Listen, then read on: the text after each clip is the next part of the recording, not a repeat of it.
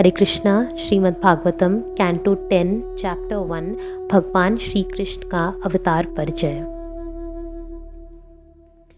राजा परीक्षित ने कहा, हे प्रभु, आपने चंद्रदेव तथा सूर्यदेव दोनों के वंशों का, उनके राजाओं के महान तथा अद्भुत चरित्रों का सहित विशद वर्णन किया है।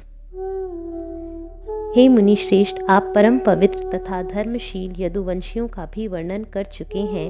अब हो सके तो कृपा करके उन भगवान विष्णु या कृष्ण के अद्भुत महिमामय कार्यकलापों का वर्णन करें जो यदुवंश में अपने अंश बलदेव के साथ प्रकट हुए थे।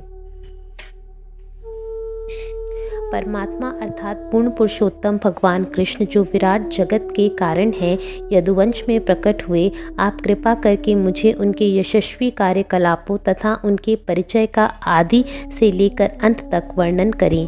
भगवान की महिमा का वर्णन परंपरा पद्धति से किया जाता है, अर्थात यह आध्यात्मिक गुरु में शिष्य तक पहुंचाया जाता है। ऐसे वर्णन का आनंद उन लोगों को मिलता है जो इस जगत की मिथ्या क्षणिक वर्णन में रुचि नहीं रखते। भगवान का गुणगान जन्म मृत्यु के चक्कर में फंसे बद्ध जीवों के लिए उपयुक्त औषधि है। अतएव कसाई, पशुघाती या अपने को ही मारने वाले आत्मघाती के अतिरिक्त भगवान की महिमा को सुनना कौन नहीं चाहेगा। कृष्ण के चरण कमल रूपी नाव को लेकर मेरे बाबा अर्जुन तथा अन्यों ने उस कुरुक्षेत्र युद्ध स्थल रूपी सागर को पार कर लिया, जिसमें भीष्मदेव जैसे सेनापति उन बड़ी बड़ी मछलियों के तुल्य थे जो उन्हें आसानी से निगल गई होती। मेरे पितामहों ने भगवान श्री कृष्ण की कृपा से इस दुर्लभ सागर को इतनी सरलता से पार कर लिया मानो कोई गोखुर का चिन्ह हो। चूँकि मेरी माता ने सुदर्शन चक्रधारी भगवान श्री कृष्ण के चरण कमलों की ग्रहण की थी, अतः उन्होंने उनके गर्भ में प्रवेश करके मुझे बचा लिया, जो कौरवों तथा पांडवों का अंतिम बचा हुआ उत्तराधिकारी था और जिसे अश्वत्थामा ने अपने ब्रह्मास्त्र से नष्ट प्राय कर दिया था। भगवान कृष्ण ने समस्त देहधारी जीवों के भीतर तथा बाहर शाश्वत काल के रूप में यथा परमात्मा तथा विराट रूपों में अपनी शक्ति से प्रकट होकर हर एक को क्रूर मृत्यु के रूप में या जीवन के रूप में मोक्ष प्रदान किया। कृपया उनके दिव्य गुणों का वर्णन करके मुझे प्रबुद्ध कीजिए। हे सुखदेव गोस्वामी, आप पहले ही बता चुके हैं कि द्वितीय चक्रव्यूह से संबंधित संकर्षण रोहिणी के पुत्र बलराम के रूप में प्रकट हुए। यदि बलराम को एक शरीर से दूसरे शरीर में स्थानांतरित न किया गया होता तो यह कैसे संभव हो पाता कि वे पहले देवकी के गर्भ में रहते और बाद में रोहिणी के गर्भ में। कृपया मुझे इसकी व्याख्या कीजिए। भगवान कृष्ण ने अपने पिता वसुदेव का घर क्यों छोड़ा और अपने को वृंदावन में नंद के घर क्यों स्थानांतरित किया? यदुवंश के स्वामी अपने संबंधियों के साथ वृंदावन में कहाँ रहे? भगवान कृष्ण वृंदावन तथा मथुरा दोनों जगह रहे तो वहाँ उन्होंने क्या किया? उन्होंने अपनी माता के भाई मामा कंस को क्यों मारा, जबकि शास्त्र ऐसे वध की रंच मात्र भी अनुमति नहीं देते हैं? भगवान कृष्ण का शरीर भौतिक नहीं है, फिर भी वे मानव के रूप में प्रकट होते हैं। हे वृष्णि के वंशजों के साथ कितने वर्षों तक रहे? उनके कितनी पत्नियां थीं? वे द्वारका में कितने वर्षों तक रहे?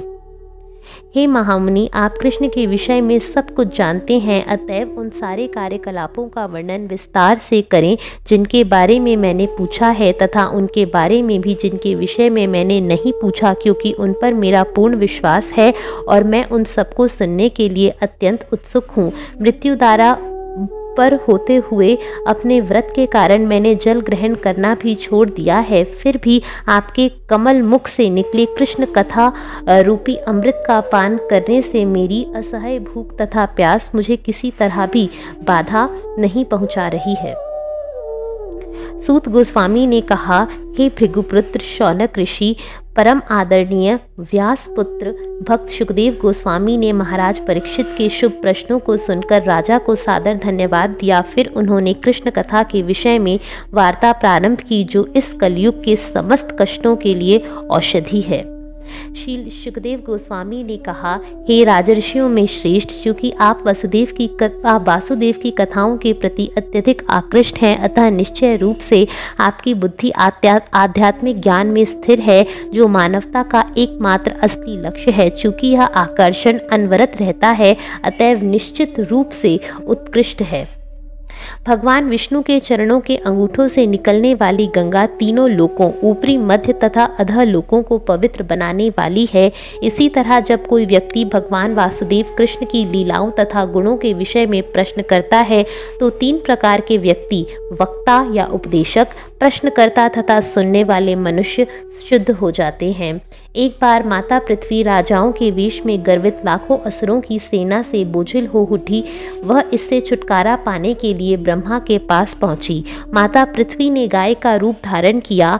वह अत्यंत दुखियारी अपनी आंखों में आंसू भरकर भगवान ब्रह्मा के समक्ष प्रकट हुई और उसने उनसे अपनी विपदा कह सुनाई। माता पृथ्वी ने की विपदा सुनकर ब्रह्मा जी, माता पृथ्वी तथा शिवजी एवं अन्य समस्त देवताओं के साथ क्षीर सागर के तट पर जा पहुँचे।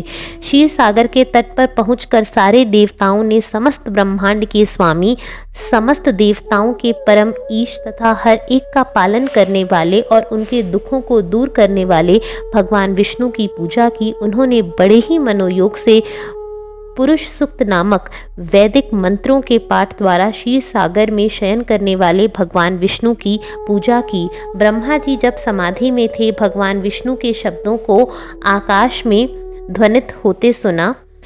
तब उन्होंने देवताओं से कहा, अरे देवताओं, मुझसे परम पुरुष क्षीरोदकशाही विष्णु का आदेश सुनो और बिना देर लगाए उसे ध्यान पूर्वक पूरा करो। भगवान ब्रह्मा जी ने देवताओं को बतलाया, हमारे द्वारा याचना करने से पूर्व ही भगवान पृथ्वी के संकट से अवगत हो चुके थे। फलतः जब तक भगवान अपनी काल शक्ति के द्वारा पृथ्वी का भार कम करने के लिए पृथ्वी पर गतिशील रहे, तब तक तुम सभी देवताओं को यदुओं के परिवार में उनके पुत्रों तथा पौत्रों के अंश के रूप में अवतीर्ण होना होगा। सर्वशक्तिमान भगवान कृष्ण वसुदेव के पुत्र के रूप में स्वयं प्रकट होंगे, अतः देवताओं की सारी स्त्रियों को भी उन्हें प्रसन्न करने के लिए प्रकट होना पड़ेगा। कृष्ण का सबसे अग्रणी स्वरूप संकर्षण है, जो अनंत कहलाता है। वह इस भौतिक जगत में सारे अवतारों का उद्गम है। भगवान कृष्ण के प्राकट्य के पूर्व यह आदि संकर्षण कृष्ण को उनकी दिव्य लीलाओं में प्रसन्न करने के लिए बलदेव के रूप में प्रकट होगा। विष्णु माया कहलाने वाली भगवान की शक्ति, जो भगवान के ही समान है, भगवान कृष्ण के साथ साथ ही प्रकट होगी। यह शक्ति विभिन्न पदों पर कार्य करती हुई भौतिक तथा आध्यात्मिक सभी जगतों को मोहने वाली है। वह अपने स्वामी के आग्रह पर भगवान का कार्य संपन्न करने के लिए अपनी विविध शक्तियों सहित प्रकट होगी। सुखदेव गोस्वामी ने आगे कहा, इस तरह देवताओं को सलाह देकर तथा माता पृथ्वी को आश्वस्त करते हुए अत्यंत शक्तिशाली ब्रह्मा जी, जो समस्त प्रजापतियों के स्वामी होने से पति कहलाते हैं, अपने धाम ब्रह्मलोक लौट गए। प्राचीन काल में यदुवंश का मुखिया शूरसेन मथुरा नामक नगरी में रहने के लिए गया। वहां उसने माथुर तथा शूरसेन नामक स्थानों का भोग किया। उस समय से मथुरा नगरी सारे यदुवंशी राजाओं की राजधानी बनी रही। मथुरा नगरी तथा मथुरा जनपद कृष्ण से घनिष्ठता पूर्वक जुड़े हैं, क्योंकि वहां कृष्ण का नित्य निवास है। कुछ समय पूर्व देववंश या शूरवंश के वसुदेव ने देवकी से विवाह किया। विवाह के बाद वह अपनी नवविवाहिता पत्नी के साथ घर लौटने के लिए अपने रथ पर आरूढ़ हुआ। राजा उग्रसेन के पुत्र कंस ने अपनी बहन देवकी को उसके विवाह के अवसर पर प्रसन्न करने की दृष्टि से घोड़ों की लगामें अपने हाथ में थाम ली और स्वयं रथ चालक सारथी बन गया। वह सैकड़ों सुनहरे रथों से घिरा था। देवकी का पिता राजा देवक अपनी पुत्री को अत्यधिक स्नेहित था। अतएव जब देवकी तथा उसका पति घर से विदा होने लगे, तो उसने दहेज में सोने के हारों से सुसज्जित 400 हाथी दिए, साथ ही 10,000 घोड़े, 18,000 रथ और 200 अत्यंत सुंदर तथा गहनों से अच्छी तरह अलंकृत युवा दासियां दी। हे प्रिय पुत्र महाराज परीक्षित, जब दूल्हा तथा दुल्हन विदा होने लगे तो उनकी शुभ विदाई पर शंख, तुरही, मृदंग तथा नगाड़े एक साथ बजने लगे। जब कंस घोड़ों की लगाम थामे मार्ग पर रथ हाँक रहा था तो किसी अशरीरी आवाज ने उसको संबोधित किया, अरे मूर्ख दुष्ट, तुम जिस स्त्री को लिए जा रहे हो उसकी 8वीं संतान तुम्हारा वध करेगी। कंस भोज वंश का अधम व्यक्ति था, क्योंकि वह ईर्ष्यालु तथा पापी था। इसलिए उसने जब यह आकाशवाणी सुनी तो उसने बाएं हाथ से अपनी बहन के बाल पकड़ लिए और उसके सिर को धड़ से अलग करने के लिए दाहिने हाथ से अपनी तलवार निकाली। कंस इतना क्रूर तथा ईर्ष्यालु था कि वह निर्लज्जता पूर्वक अपनी बहन को मारने के लिए तैयार था। अतः उसे शांत करने के लिए कृष्ण के होने वाले पिता महात्मा वसुदेव ने उससे निम्नलिखित शब्द कहे। वसुदेव ने कहा, हे साले महाशय, तुम्हारे भोज परिवार को तुम पर गर्व है और बड़े बड़े शूरवीर तुम्हारे गुणों की प्रशंसा करते हैं। भला तुम्हारे जैसा योग्य व्यक्ति एक स्त्री को जो उसी की बहन है विशेष रूप से उसके विवाह के अवसर पर मार कैसे सकता है? हे शूरवीर, जिसने जन्म लिया है उसकी मृत्यु निश्चित है, क्योंकि शरीर के ही साथ मृत्यु का उद्गम होता है।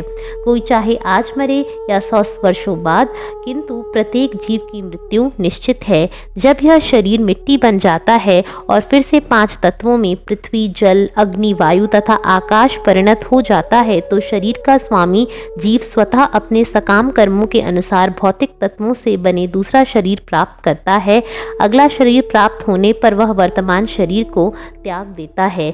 जिस तरह रास्ते पर चलते हुए मनुष्य अपना एक पांव जमीन पर टेकता है और फिर दूसरा पांव को उठाता है, या जिस तरह वनस्पति का एक कीड़ा पहले एक पत्ती पर बैठता है और फिर उसे छोड़कर दूसरी पत्ती पर जाता है, उसी तरह जब बद्ध जीव दूसरे शरीर का आश्रय ग्रहण करता है तब पिछले शरीर को त्याग देता है। किसी परिस्थिति को देखकर या सुनकर ही मनुष्य उसके बारे में चिंतन मनन करता है और अपने इस शरीर का विचार न करते हुए उसके वशीभूत हो जाता है। इसी तरह मानसिक संतुलन द्वारा वह रात में भिन्न शरीरों तथा भिन्न परिस्थितियों में रहकर सपना देखता है और अपनी वास्तविक स्थिति को भूल जाता है। उसी प्रक्रिया के अंतर्गत वह अपना वर्तमान शरीर त्याग कर दूसरा शरीर ग्रहण करता है तथा देहांतर प्राप्ति। मृत्यु के समय मनुष्य सकाम कर्मों से निहित मन के सोचने, अनुभव करने और चाहने के अनुसार ही शरीर विशेष प्राप्त करता है। दूसरे शब्दों में मन के कार्यकलापों के अनुसार ही शरीर विकास करता है। शरीर के परिवर्तन मन की चंचलता के कारण है, अन्यथा आत्मा तो मूल आध्यात्मिक शरीर में रह सकता है। जब आकाश में स्थित नक्षत्र जैसे सूर्य, चंद्रमा तथा तारे तेल या जल जैसे तरल पदार्थों से प्रतिबिंबित होते हैं तो वायु के वेग के कारण वे विभिन्न आकारों के लगते हैं, कभी गोल, कभी लंबे तो कभी और कुछ।